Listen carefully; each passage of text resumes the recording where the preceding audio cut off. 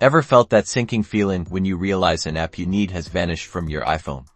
Don't worry, we'll show you how to find those deleted apps and get them back. First, let's dive into the App Store. Tap the App Store icon on your home screen to open it. Next, locate your profile icon. It's usually in the top right corner of the screen. Tap on it to access your account settings. Now, look for the option labeled Purchase. This is where all the apps associated with your Apple ID live, including the ones you've deleted. Tap Purchase to continue.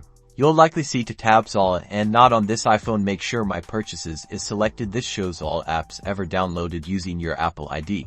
If you know the name of the app, use the search bar to quickly find it. Otherwise, you can scroll through the list. Once you find the app, look for a cloud icon with a downward arrow next to it. This indicates that the app is not currently installed on your iPhone. Simply tap the cloud icon to re-download and reinstall the app. The app will start downloading to your home screen.